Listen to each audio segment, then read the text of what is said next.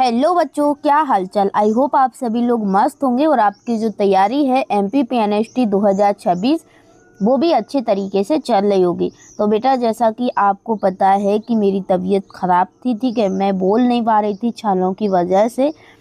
तो आपकी क्लास है वो 2 दिन नहीं आई और अभी भी मैं पूरी तरीके से, मेरा मुंह है वो ठीक नहीं हुआ है। फिर भी बेटा मैंने सोचा कि आज मैं क्लास लेके आऊँगी। तो अब मैं आप सभी लोगों को हर एक चैप्टर का वन शॉट लेके आ रही हूँ, ठीक है। और हम पीछे से स्टार्ट कर रहे हैं, ठीक है, NCERT को पीछे से स्टार्ट कर रहे हैं। तो आज है हमारा सबसे पीछे वाला टॉपिक, जैव विविधता एवं संरक्षण, बायोडाइवर्सिटी एंड कंजर्वेशन। इससे रिलेटेड हम बेटा टॉप 100 MCQ कवर करेंगे, ठीक है। और इन MCQ को बेटा आपको रट लेना है, ठीक है ना। तो चलिए ज़्यादा टाइम वेस्ट ना करते हुए आज के इस अमेजिंग से सेशन को स्टार्ट करते हैं। और वन शॉट के थ्रू अब मैं कवर करवाऊंगी आपको MCQ। सारे चैप्टर हैं जितने हमारे क्लास 12th का आपके पास सिलेबस आएगा, ओनली फॉर ओनली। आज है 28 जून और आपके एग्ज़ाम 10 जुलाई से स्टार्ट हैं, ठीक है बेटा। तो मैं एक दिन में कोशिश करूँगी 2 वन शॉट लेके आऊँ और एक इंग्लिश का, ठीक है। और GK के भी मैं वन शॉट में आपको कवर करवा दूँगी। डन। सो नो टेंशन, अब मैं आपको ज़्यादा से ज़्यादा क्लासेस कवर करवाऊँगी, ठीक है बच्चों। चलिए, फर्स्ट क्वेश्चन है, आपको ध्यान से रीड करना है कि जैव विविधता यानी बायोडाइवर्सिटी शब्द को लोकप्रिय बनाने का श्रेय किसे दिया जाता है।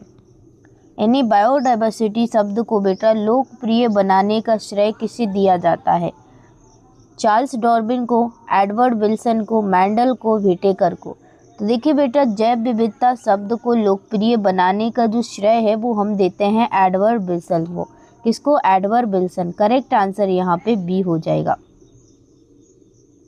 नेक्स्ट क्वेश्चन है, ध्यान से सभी बच्चे रीड करेंगे। जैव विविधता किस स्तर तक पाई जाती है। Biodiversity is found at which level. केवल आनुवंशिक स्तर पर, ओनली जेनेटिक लेवल पर, केवल जातीय स्तर पर, ओनली स्पेसीज लेवल पर, केवल पारितंत्र स्तर पर, ओनली इकोसिस्टम लेवल, जैव संगठन के सभी स्तरों पर, all levels of biological organisation.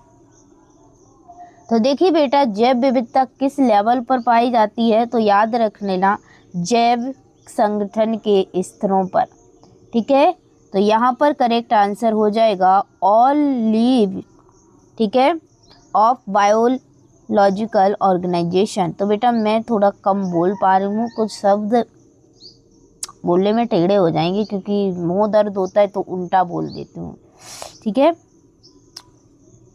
Done. चलिए नेक्स्ट क्वेश्चन है, क्वेश्चन नंबर है 3। क्या पूछा है, ध्यान से सभी बच्चे रीड करेंगे। जैव विविधता का कौन सा स्तर एक ही जाति के भीतर अंतर को दर्शाता है। Which level of biodiversity shows variation with in the same species. जातीय विविधता स्पीशीज डाइवर्सिटी, आनुवंशिक विविधता जेनेटिक डाइवर्सिटी, पारिस्थितिकीय विविधता इकोलॉजिकल डाइवर्सिटी, समुदाय विविधता कम्युनिटी डाइवर्सिटी। तो देखिए बेटा, यहाँ पे करेक्ट आंसर है ऑप्शन बी, जेनेटिक डाइवर्सिटी। यहाँ पे पूछा क्या था, जैव विविधता का कौन सा स्तर एक ही जाति के भीतर अंतर को दर्शाता है। एक ही जाति की, तो कौन सी? जेनेटिक। नेक्स्ट क्वेश्चन है, भारत में धान की लगभग कितनी आनुवांशिक किस्में पाई जाती हैं। धान की, राइस की, approximately how many genetical different varieties of rice are found in India. तो देखिए बेटा, भारत में धान की लगभग कितनी आनुवांशिक किस्में पाई जाती हैं, तो ठीक है 50,000 से अधिक, ठीक है, कितनी? 50,000 से अधिक पाई जाती हैं। चलिए नेक्स्ट क्वेश्चन है, क्या पूछा गया है, सभी लोग ध्यान से रीड करेंगे। भारत में आम यानी मैंगो की लगभग कितनी किस्में पाई जाती हैं। सॉरी बच्चों, approximately how many varieties of mango are found in India. तो देखिए बेटा, भारत में मैंगो की कितनी किस्में पाई जाती हैं? 1000 से अधिक। ठीक है, 1000 से अधिक। चलिए नेक्स्ट क्वेश्चन है, पश्चिमी घाट यानी वेस्टर्न घाट्स किसके लिए प्रसिद्ध है? Western Ghats is famous for higher diversity of. तो देखिए बेटा, जो पश्चिमी घाट है, वेस्टर्न घाट्स है, वो किसके लिए प्रसिद्ध है? वो एम्फीबियंस यानी उभयचर के लिए प्रसिद्ध है। करेक्ट आंसर हो जाएगा बी। नेक्स्ट क्वेश्चन है, निम्न में से कौन पारिस्थितिकीय विविधता यानी इकोलॉजिकल डाइवर्सिटी का उदाहरण है? तो देखिए यहाँ पे बेटा, पारिस्थितिकीय इकोलॉजिकल डाइवर्सिटी का क्या पूछा है? एग्जाम्पल पूछा है। सॉरी बच्चों। तो देखिए बेटा, यहाँ पर इकोलॉजिकल डाइवर्सिटी का उदाहरण है रेगिस्तान हो गया, मैंग्रोव हो गया, कोरल रीफ हो गया। ठीक है, डेजर्ट, मैंग्रोव, कोरल रीफ। ठीक है, बायोलॉजिकल नहीं इकोलॉजिकल पूछा है।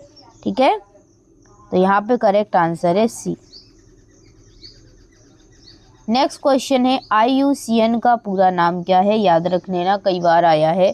IUCN का पूरा नाम है बेटा, ठीक है, इसका नाम है पूरा international union for conservation of nature. ठीक है, करेक्ट आंसर यहाँ पे है ए। चलिए नेक्स्ट क्वेश्चन है, IUCN यानी 2004 के अनुसार अब तक कितनी जातियां वर्णित की जा चुकी हैं? According to IUCN 2004 how many species have been described? कितनी? तो याद रख लेना बेटा, 1.5 मिलियन से अधिक, more than 1.5 million. Correct answer है बी। चलिए बेटा, नेक्स्ट क्वेश्चन है, रॉबर्ट में, ठीक है, रॉबर्ट में के अनुसार पृथ्वी पर कुल कितनी प्रजातियां हो सकती हैं? रॉबर्ट में के अनुसार बेटा, पृथ्वी पर कुल कितनी? अकॉर्डिंग टू रॉबर्ट में total species on earth are approximately. तो याद रख लेना बेटा, 7 मिलियन। कितनी? 7 मिलियन। करेक्ट आंसर है सी। नेक्स्ट क्वेश्चन है, पृथ्वी पर सर्वाधिक विविधता किस समूह में पाई जाती है? Which group has the highest species diversity on earth? Fishes, mammals, insects, birds. तो याद रख लेना बेटा, पृथ्वी पर सर्वाधिक विविधता किस समूह में पाई जाती है? हाईएस्ट। तो याद रख लेना वो है कीट्स। इंसेक्ट्स की सबसे ज़्यादा विविधता पाई जाती है, यानी संख्या, कीड़े मकोड़े। नेक्स्ट क्वेश्चन है कि कुल जंतु जातियों में कीटों का प्रतिशत लगभग कितना है? Insects constitute about what percentage of all animal species? तो देखिए, कुल जंतु जातियों में कीटों का कितना प्रतिशत है? तो याद रख लेना, क्योंकि मैंने बताया सबसे ज़्यादा किसे स्थान है? कीटों को। तो 70 से अधिक, ठीक है, 70% से अधिक कीट पाए जाते हैं। डन। नेक्स्ट क्वेश्चन है, कवकों की कुल जातियाँ कितनी हैं? जो कवक होते हैं बेटा, उनकी कुल जातियाँ कितनी हैं? फंगी है more species than which group combined? तो देखिए बेटा, कवकों की कुल कितनी जातियां पाई जाती हैं? तो याद रख लेना, ठीक है, मछली, उभयचर, सरीसृप, स्तनधारी। ठीक है, करेक्ट आंसर है बी। नेक्स्ट क्वेश्चन है, विश्व के कुल भूमि क्षेत्र में भारत का हिस्सा लगभग कितना है? India occupies about what percentage of the world land area? तो यहाँ पे करेक्ट आंसर है बेटा ऑप्शन सी, 2.4%। डन। चलिए नेक्स्ट क्वेश्चन है, भारत में विश्व की कुल जैव विविधता लगभग कितना प्रतिशत पाया जाता है? India harvests about what percentage of global biodiversity? कितना प्रतिशत? याद रख लेना 8.1%। डन। चलिए नेक्स्ट क्वेश्चन है, भारत विश्व के कितने मेगा विविध यानी मेगा डाइवर्स देशों में शामिल है? India is one of the world's mega diverse countries. याद रख लेना वो है 12। डन। चलिए नेक्स्ट क्वेश्चन है, भारत में लगभग कितनी पादप प्रजातियां दर्ज की गई? Approximately how many plant species have been recorded in India? तो याद रख लेना कितनी दर्ज की गई? 45,000। ठीक है, ऑप्शन बी करेक्ट आंसर हो जाएगा। नेक्स्ट क्वेश्चन है, भूमध्य रेखा से ध्रुवों की ओर जाने पर जैव विविधता क्या होती है? As we move from the ठीक है equator to the poles biodiversity generally increase, decrease, remain same, पहले बढ़ती फिर घटती। करेक्ट आंसर है डिक्रीज होती है, ऑप्शन बी करेक्ट आंसर हो जाएगा। नेक्स्ट क्वेश्चन है, पृथ्वी पर सर्वाधिक जैव विविधता कहाँ पाई जाती है? Maximum diversity is found in ध्रुवीय क्षेत्र, पोलर रीजन्स, मरुस्थल, डेजर्ट्स, उष्णकटिबंधीय वर्षा वन, ट्रॉपिकल रेन फॉरेस्ट, घास भूमि, ग्रासलैंड्स। तो देखिए सबसे सर्वाधिक जैव विविधता पूछा है तो याद रख लेना वर्षा वन में। ठीक है, कहाँ पे? वर्षा वन। करेक्ट आंसर है यहाँ पे ऑप्शन सी। नेक्स्ट क्वेश्चन है, अमेजन वर्षा वन किस लिए प्रसिद्ध है? ठीक है, तो जो अमेजन वर्षा वन है बेटा वो किस लिए प्रसिद्ध है? तो याद रख लेना वो प्रसिद्ध है, ठीक है, सर्वाधिक जैव विविधता, हाईएस्ट बायोडाइवर्सिटी के लिए। डन। चलिए आगे बढ़ते हैं। नेक्स्ट क्वेश्चन है, कोलंबिया में लगभग कितनी पक्षी जातियां पाई जाती हैं? Approximately how many birds species are found in Colombia? तो याद रख लेना उसमें 1400 पक्षियों की क्या है जाति पाई जाती हैं। करेक्ट आंसर है सी। नेक्स्ट क्वेश्चन है, भारत में लगभग कितनी पक्षी जातियां पाई जाती हैं? Approximately how many birds species are found in India? India में पूछा है तो याद रख लेना इंडिया के अंदर कितनी जातियां पाई जाती हैं बर्ड्स की? याद रख लेना 1200 प्लस, मोर देन 1200। ठीक है, चलिए नेक्स्ट क्वेश्चन है, उष्णकटिबंधीय क्षेत्रों में अधिक जैव विविधता का प्रमुख कारण क्या है? A major reason for higher biodiversity in tropical regions is. किस वजह से? मोर स्नोफॉल यानी अधिक हिमपात, स्थिर जलवायु, स्टेबल क्लाइमेट, कम सूर्य का प्रकाश या कम वर्षा, लो सनलाइट, लो रेन, क्या? तो याद रख लेना स्टेबल क्लाइमेट, वहाँ पर स्थिर जलवायु की वजह से क्या है हाई डाइवर्सिटी पाई जाती है। ठीक है, करेक्ट आंसर है ऑप्शन बी। चलिए नेक्स्ट क्वेश्चन है, उष्णकटिबंधीय क्षेत्रों में अधिक सौर ऊर्जा का परिणाम क्या होता है? Higher solar energy in tropical regions leads to. देखिए उष्णकटिबंधीय क्षेत्रों में अधिक सौर ऊर्जा का, ठीक है, higher solar energy in tropical regions lead to lower productivity, कम उत्पादकता, हायर प्रोडक्टिविटी, अधिक उत्पादकता, कम विविधता, ठीक है, लोअर डाइवर्सिटी या अधिक हिमपात यानी कि हायर। ठीक है, तो यहाँ पर करेक्ट आंसर हो जाएगा हिमनद यानी अधिक हिमनद। तो यहाँ पे बेटा करेक्ट आंसर हो जाएगा हायर प्रोडक्टिविटी, अधिक उत्पादकता। डन, बी आंसर करेक्ट हो जाएगा। नेक्स्ट क्वेश्चन है, जैव विविधता का सबसे प्रसिद्ध अक्षांशीय प्रतिरूप क्या है? The most famous latitudinal pattern of biodiversity. जैव विविधता का सबसे प्रसिद्ध अक्षांशीय प्रतिरूप क्या है? ठीक है बेटा, तो यहाँ पे करेक्ट आंसर हो जाएगा ऑप्शन बी, भूमध्य रेखा के पास अधिक विविधता। करेक्ट आंसर है ऑप्शन बी। डन। चलिए नेक्स्ट क्वेश्चन है जातीय क्षेत्र संबंध यानी स्पेसीज एरिया रिलेशनशिप का अध्ययन सबसे पहले किसने किया था? Who first describe the species area relationship?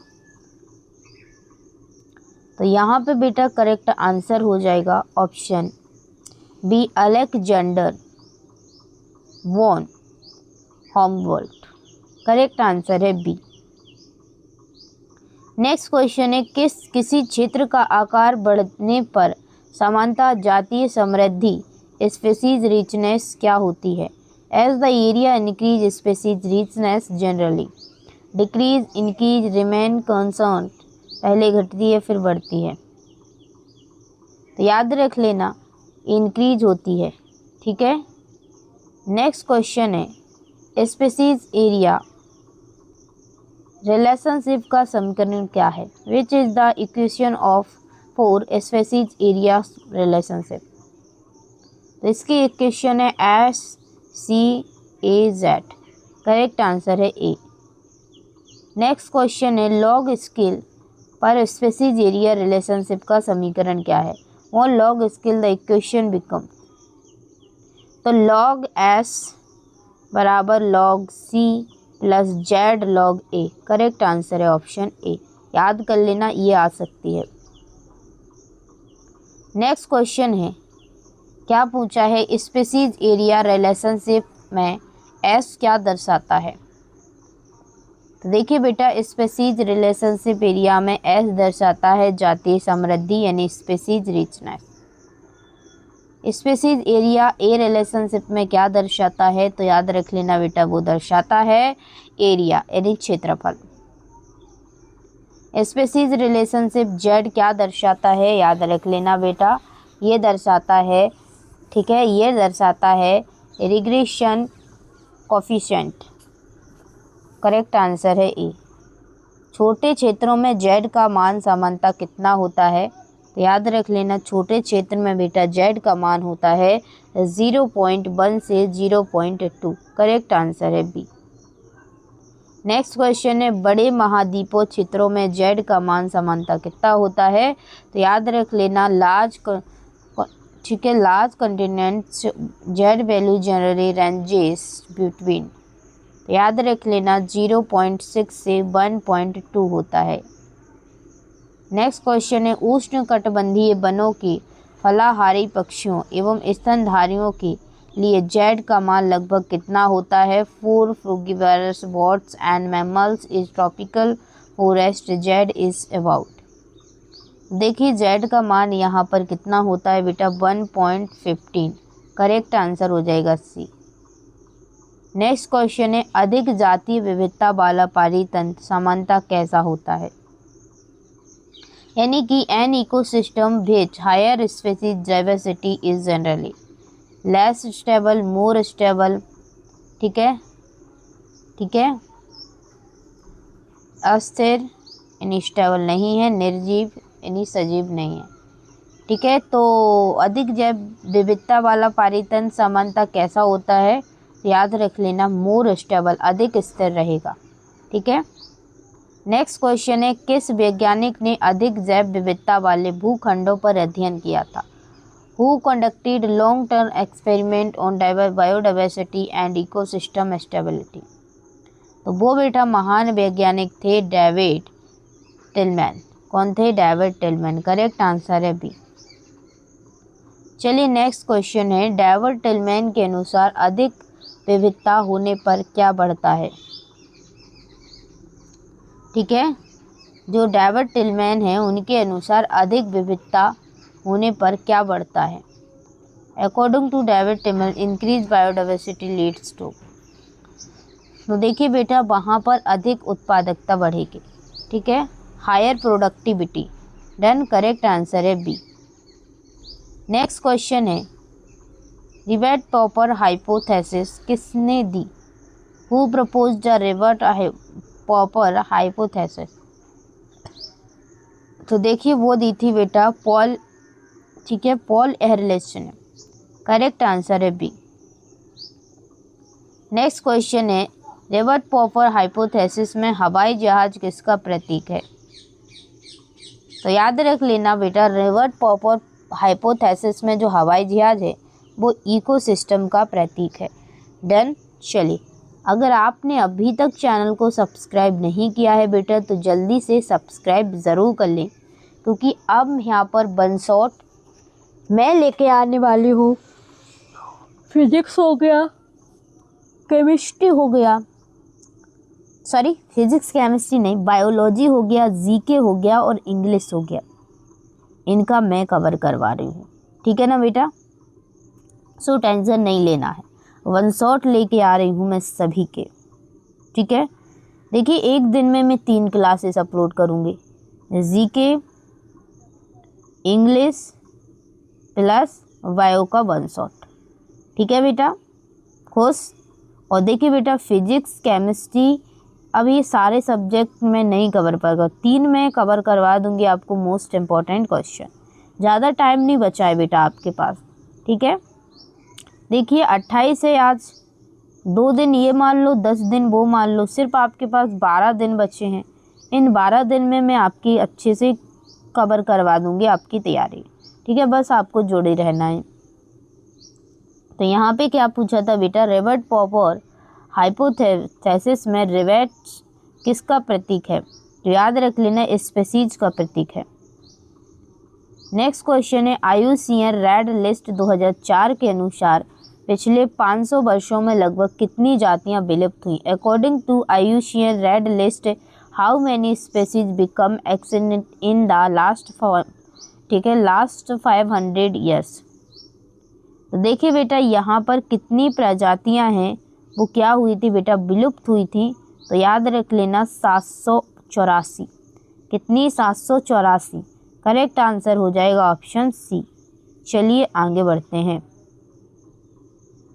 Next question है 43 वर्षों में विलुप्त हुई 784 प्रजातियों में कितनी कशेरुकी थी, वर्टिब्रेट्स थी? How many of the 784 extinct species were vertebrate? तो देखिए बेटा कितनी वर्टिब्रेट थी, 338। ठीक है, करेक्ट आंसर है बी। चलिए आगे बढ़ते हैं। मॉरिशस का टैडो किसका उदाहरण है? The dodo of Mauritius is an example of. तो देखिए करेक्ट आंसर हो जाएगा option B, extinct. Done. Next question है पृथ्वी वर्तमान में किस व्यापक विलोपन यानी मास एक्सटिंक्शन का सामना कर रही है? किसका कर रही है? तो देखिए याद रख लेना वो है डी, 6th। ठीक है, 6th का करेक्ट आंसर है डी। नेक्स्ट क्वेश्चन है वर्तमान विलोपन दर प्राकृतिक विलोपन की तुलना में कितनी अधिक मानी जाती है? The present extinction rate in approximately how many times higher than the natural rate? तो याद रख लेना बच्चा पार्टी, यहाँ पर हमारा जो करेक्ट आंसर होने वाला है वो है ऑप्शन सी, यानी कि 100 से 1000 टाइम्स। डन।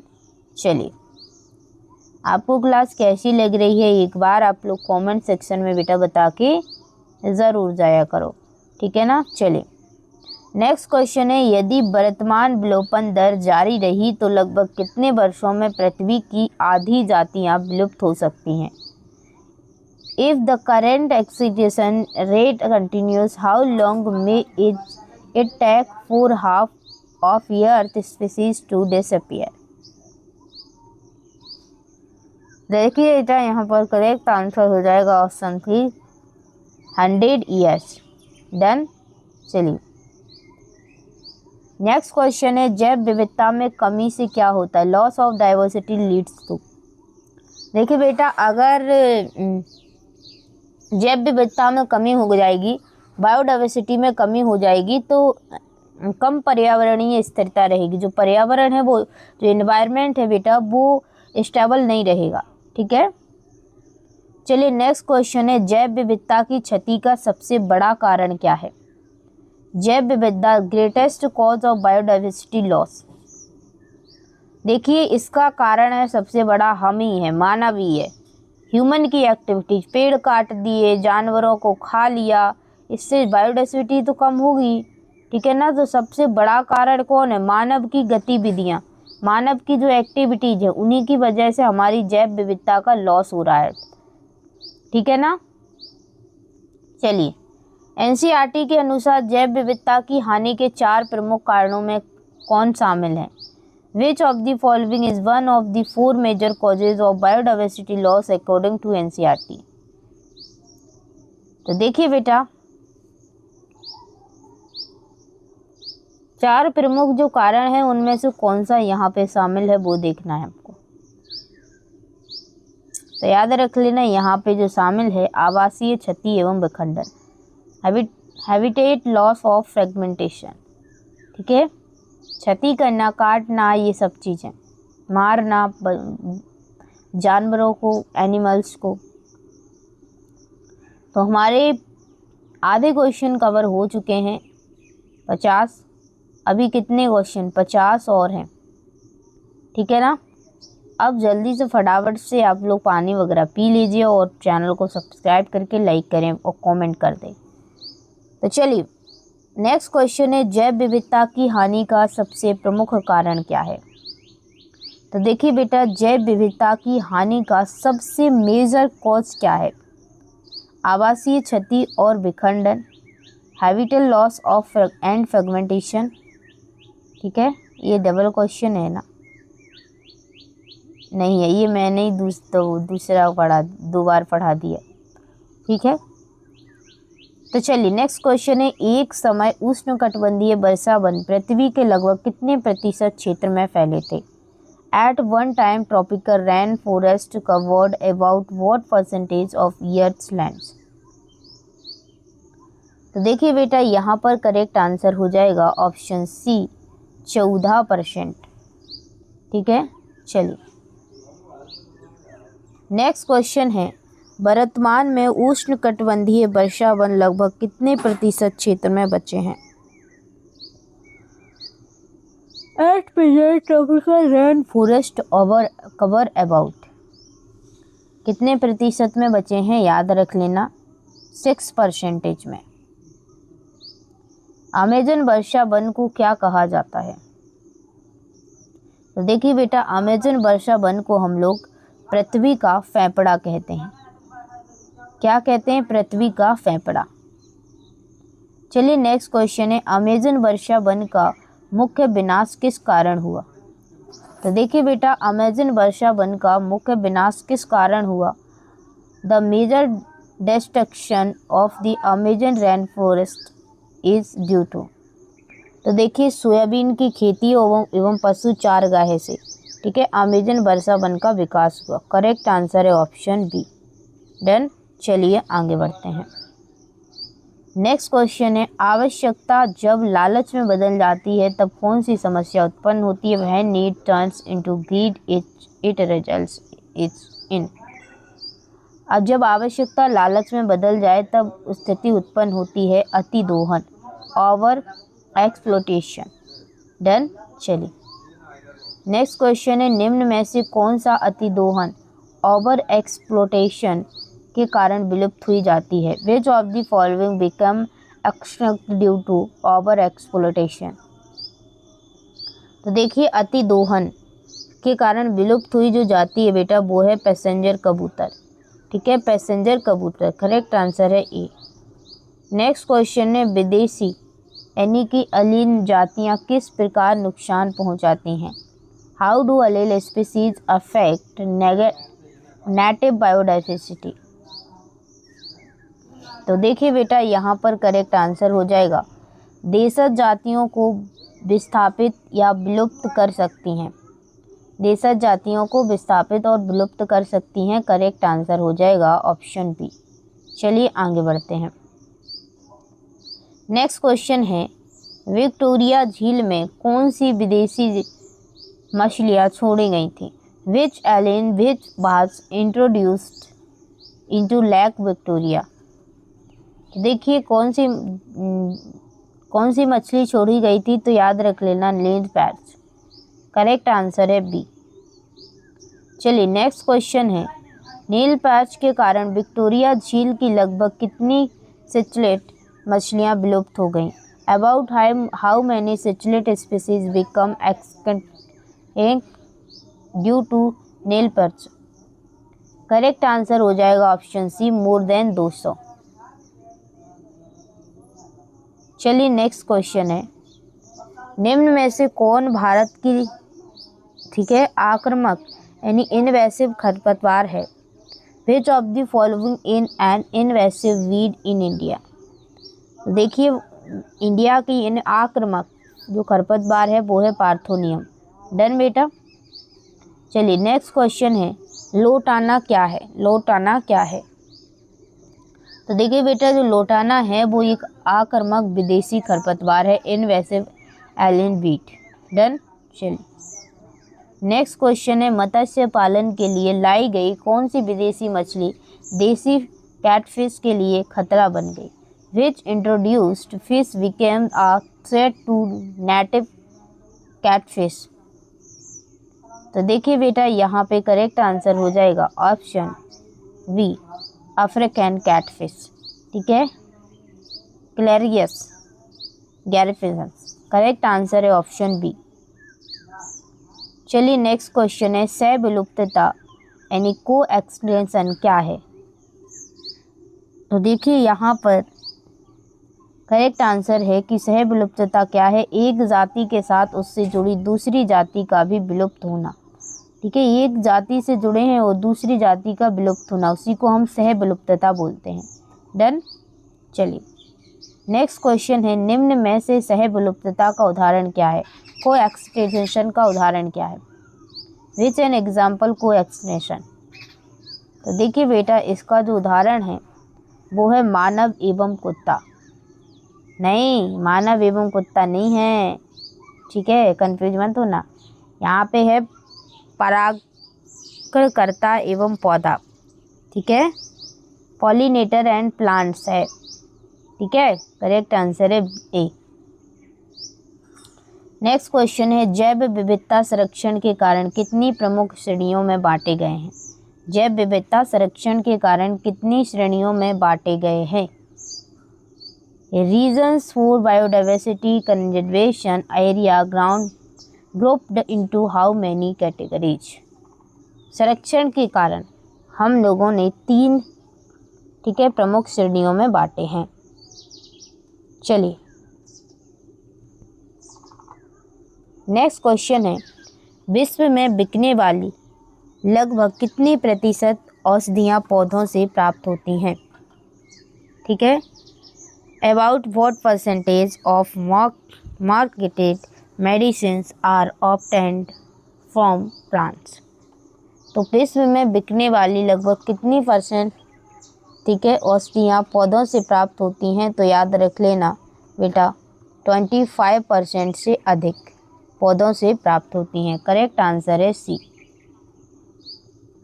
नेक्स्ट क्वेश्चन है, लगभग कितनी पादप जातियाँ पारंपरिक औषधियों में उपयोग होती हैं? Approximately how many plant species are used in traditional medicines?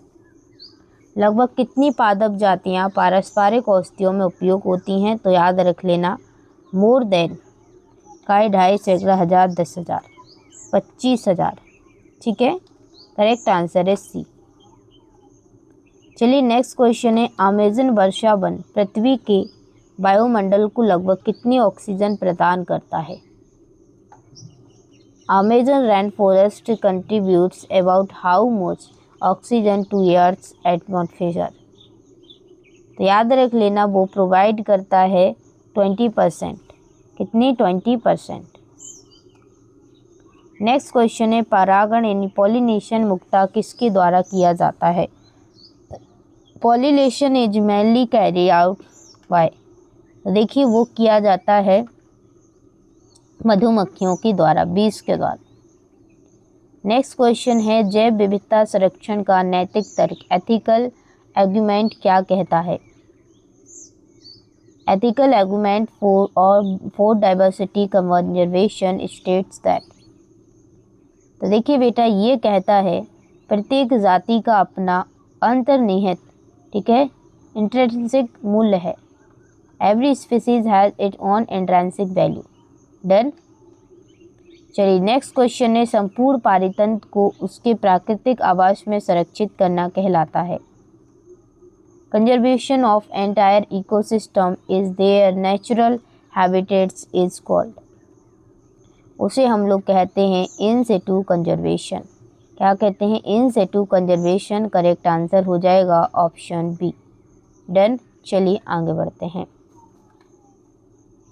Next question है कि किसी संकटग्रस्त जीव को उसके प्राकृतिक आवास से बाहर संरक्षित करना कहलाता है। ठीक है, conservation of endangered species outside there natural habitat is called. उसे हम बोलते हैं x situ conservation. Correct answer है बी। नेक्स्ट क्वेश्चन है, निम्न में से कौन इन सिटू कंजर्वेशन का उदाहरण है? तो देखिए, इन सिटू राष्ट्रीय उद्यान, नेशनल पार्क। ठीक है, चलिए नेक्स्ट क्वेश्चन है, निम्न में से कौन सा एक्स सिटू कंजर्वेशन का उदाहरण है? तो देखिए बेटा, एक्स सिटू कंजर्वेशन का जो उदाहरण है वो है चिड़ियाघर, यानी कि जू। ठीक है, करेक्ट आंसर है सी। चलिए नेक्स्ट क्वेश्चन है, जैव विविधता संरक्षण की सबसे प्रभावी विधि कौन सी है मानी जाती है? देखिए बेटा, जैव, ठीक है, विविधता संरक्षण की सबसे प्रमुख प्रभावी विधि कौन सी मानी जाती है? Which is considered the most effective method of biodiversity conservation. तो देखिए, वो मानी जाती है बेटा इन सिटू कंजर्वेशन। ठीक है, डन। चलिए आगे बढ़ते हैं। नेक्स्ट क्वेश्चन है, निम्न में से कौन इन सिटू कंजर्वेशन का उदाहरण है? Which of the following is an example of in Situ conservation. तो देखिए बेटा, इन सिटू कंजर्वेशन का उदाहरण होता है राष्ट्रीय उद्यान, नेशनल पार्क। ठीक है, करेक्ट आंसर है सी। एक्स सिटू कंजर्वेशन का उदाहरण क्या है? तो देखिए बेटा, एक्स सिटू कंजर्वेशन का उदाहरण होता है चिड़ियाघर, जू। डन। चलिए नेक्स्ट क्वेश्चन है, कौन एक्स सिटू कंजर्वेशन का उदाहरण है? Which of the following is an x situ conservation method. तो देखिए बेटा, और seed bank x situ conservation का उदाहरण हो गया। सीड बैंक, बीज बैंक। इन सिटू कंजर्वेशन में किसका संरक्षण किया जाता है? तो देखिए, इसमें इन सिटू कंजर्वेशन में बेटा किसका संरक्षण किया जाता है? संपूर्ण प्राकृतिक है पारितंत्र, इंटायर नेचुरल इकोसिस्टम, इसका हम कंजर्वेशन करते हैं।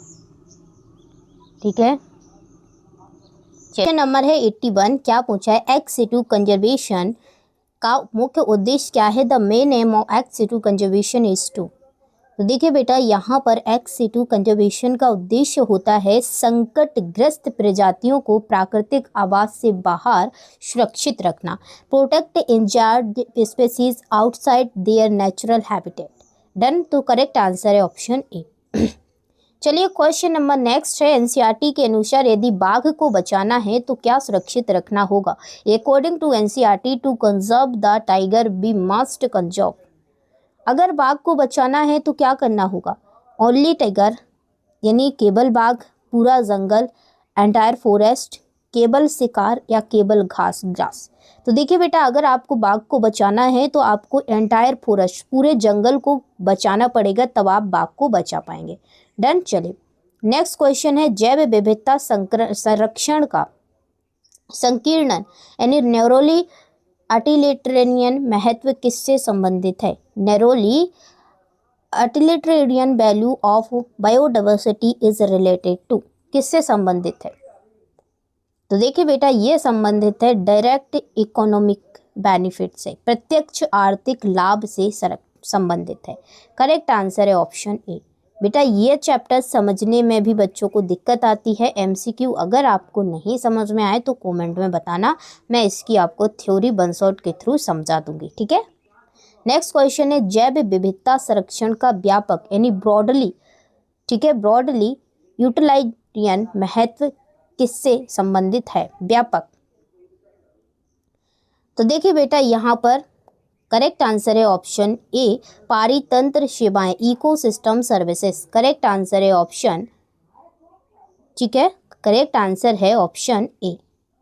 चलिए नेक्स्ट क्वेश्चन है जैव विविधता संरक्षण का नैतिक एथिकल मूल्य क्या है? जैव विविधता का एथिकल मूल्य क्या है? नैतिक। तो देखिए बेटा यहाँ पर जैव विविधता का नैतिक यानी एथिकल मूल्य होता है प्रत्येक जीव का अपना अंतर्निहित इंट्रिंसिक मूल्य, ठीक है। करेक्ट आंसर है ऑप्शन ए। चलिए नेक्स्ट क्वेश्चन है एनसीईआरटी के अनुसार प्रकृति द्वारा दी जाने वाली पारितंत्र सेवाएं इकोसिस्टम सर्विसेज का उदाहरण क्या है? तो देखिए which in ecosystem services provide by nature, तो इसका पारितंत्र सेवाओं का उदाहरण क्या है? परागण, पॉलिनेशन। डन। चलिए नेक्स्ट क्वेश्चन है प्राकृतिक परागण यानी नेचुरल पॉलिनेशन का प्रमुख जीव कौन सा है? Which organism is the major natural pollination? Honey bee, snake, frog, crocodile यानी मगरमच्छ। तो यहाँ पर करेक्ट आंसर हो जाएगा बेटा ऑप्शन ए। डन। चलिए आगे बढ़ते हैं। नेक्स्ट क्वेश्चन है जैव विविधता संरक्षण का अंतिम उद्देश्य क्या है? तो देखिए बेटा जैव विविधता संरक्षण का बेटा अंतिम उद्देश्य है, ठीक है, अंतिम जो उद्देश्य है बेटा वो क्या है? पृथ्वी पर जीवन का संतुलन बनाए रखना। क्या करना? पृथ्वी पर जो जीवन का संतुलन है बेटा उसको बनाए रखना। डन। करेक्ट आंसर हो जाएगा ऑप्शन ए। चलिए अगर अभी तक आपने चैनल को बेटा सब्सक्राइब नहीं किया है तो फटाफट से सभी लोग चैनल को सब्सक्राइब कर देंगे, ठीक है, और वीडियो को क्या कर देंगे? लाइक कर देंगे, ठीक है। चलिए आगे बढ़ते हैं। चलिए नेक्स्ट क्वेश्चन है, देखिए सारे क्वेश्चन वन शॉट प्रोवाइड करूंगी, सो कनेक्टेड रहना आप लोग। आल्सो आपका 10 जुलाई को, ठीक है, 10 जुलाई से आपके एग्जाम स्टार्ट हैं, सो आपको फोकसली पढ़ना है, ठीक है। चलिए नेक्स्ट क्वेश्चन है इंग्लिश की बात रही, उसको मैं इंग्लिश को कवर करवा दूंगी, ठीक है। तो चलिए आगे बढ़ते हैं। IUCN द्वारा प्रकाशित संकटग्रस्त जीवों की सूची कहलाती है the list of threatened species published by IUCN। तो देखिए बेटा IUCN द्वारा प्रकाशित संकटग्रस्त जीवों की सूची क्या कहलाती है? Red list, red list data. Correct answer यहाँ पे हो जाएगा ऑप्शन बी। चलिए आगे बढ़ते हैं। नेक्स्ट क्वेश्चन है एनसीईआरटी के अनुसार वर्तमान में लगभग कितनी प्रजातियां विलुप्त के कगार पर हैं? According to NCERT how many species are currently threatened with extinction. तो देखिए एनसीईआरटी के अनुसार बेटा लगभग कितनी प्रजातियां विलुप्त के कगार पर हैं? तो बेटा कम से कम 15, ठीक है, 1500, ठीक है, 15,500 से अधिक। चलिए नेक्स्ट क्वेश्चन है निम्न में से कौन सा अध्याय में वर्णित विलुप्त जीव है? ठीक है, कौन से अध्याय में? जो डोडो है बेटा वो विलुप्त हो गया है, ठीक है। नेक्स्ट क्वेश्चन है निम्न में से कौन जैव विविधता की हानि का कारण नहीं है? Not cause of biodiversity loss, कौन नहीं है? Habitat loss, over exploitation, alien species, photosynthesis. तो देखिए बेटा जो फोटोसिंथेसिस होता है वो जैव विविधता का हानि का कारण नहीं है, बाकी ये सभी हैं। करेक्ट आंसर है डी। चलिए नेक्स्ट क्वेश्चन है कोएक्सटिंक्शन का सबसे अच्छा उदाहरण क्या है? Best example of coextinction. देखिए इसका सह विलुप्तता का सबसे अच्छा उदाहरण है परागकर्ता और पौधा, ठीक है। करेक्ट आंसर है बेटा ए। नेक्स्ट क्वेश्चन है भारत विश्व के किस प्रकार के देशों में शामिल है? तो बेटा भारत विश्व के किस प्रकार के देशों में शामिल है? मेगा डाइवर्सिटी कंट्री, ठीक है। डन। चलिए नेक्स्ट क्वेश्चन है जैव विविधता का सबसे समृद्ध क्षेत्र कौन सा है? Which region has the richest biodiversity? Tropical, ठीक है, रेन फॉरेस्ट। डन। चलिए नेक्स्ट क्वेश्चन है, एनसीईआरटी के अनुसार जैव विविधता की 3 प्रमुख श्रेणियां हैं, कौन कौन सी हैं? तो देखिए प्रमुख genetic, species and ecological diversity. Done, correct answer हो जाएगा ऑप्शन ए। नेक्स्ट क्वेश्चन है, बायोडाइवर्सिटी शब्द का अर्थ क्या है? तो देखिए बेटा, बायोडाइवर्सिटी शब्द का अर्थ होता है जैविक संगठन के सभी स्तरों पर विविधता। करेक्ट आंसर हो जाएगा सी। नेक्स्ट क्वेश्चन है, चैप्टर 13 का मुख्य उद्देश्य क्या है? जो चैप्टर 13 है हमारा, उसका मेन उद्देश्य क्या है? ऐसा ही क्वेश्चन है हमारा। ये सीधा सिस्टम है कि हमें क्या था, केवल क्या था, जैव विविधता संरक्षण मानव एवं पृथ्वी दोनों के लिए आवश्यक, biodiversity conservation is essential for both humans and earth, दोनों के लिए। तो बायोडाइवर्सिटी पढ़ते हैं उसमें हम लोग। तो बेटा आज के सेशन के अंदर हमने 100 क्वेश्चन कवर कर लिए हैं।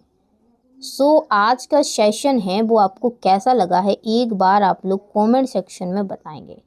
बच्चों अब आपको बताना है कि आज का जो सेशन है वो कैसा लगा है, और 100 MCQ हमने इसके कवर किए हैं। ठीक है, मोस्ट IMP है, सभी रटना है। ये चैप्टर ही अटपटा है। ठीक है, अगर आपको MCQ अटपटे लगे हों तो ये चैप्टर ही अटपटा है। देखिए बेटा, मैं थ्योरी आपको एक एक करके समझा देती, लेकिन समय नहीं है अपने पास थ्योरी, तो आपको डायरेक्ट इन क्वेश्चनों को 1-2 बार रीड करना है, 1-2 बार आपको क्लास देख लेना है। आपको ये ध्यान में रहे। ठीक है, काफ़ी सारे क्वेश्चन आपको डायरेक्ट मिल जाएंगे। ठीक है, जुड़े रहिए, डेली 1 शॉट। अब कल आएगा, ठीक है, कल कौन से चैप्टर का आएगा, इसके और पीछे वाला चैप्टर आएगा कल। ठीक है, और जेनेटिक के कम से कम मैं 500 क्वेश्चन आपको कवर करवाऊंगी 1 शॉट के थ्रू, क्योंकि जेनेटिक वाला जो चैप्टर है वो लॉन्ग है। ठीक है, चैप्टर के अनुसार मैं क्वेश्चन कवर करवाऊंगी। इसके 100 क्वेश्चन मैंने कवर करवा दिए हूँ। डाटा से रिलेटेड MCQ आ जाते हैं, और जो मैंने करवाए उनसे आ जाएंगे ज़्यादातर। ठीक है बेटा, तो चलिए, thank you for this watching video and don't forget like, share and subscribe. Bye bye, take care, love you बच्चों। मिलती हूँ नेक्स्ट वीडियो में।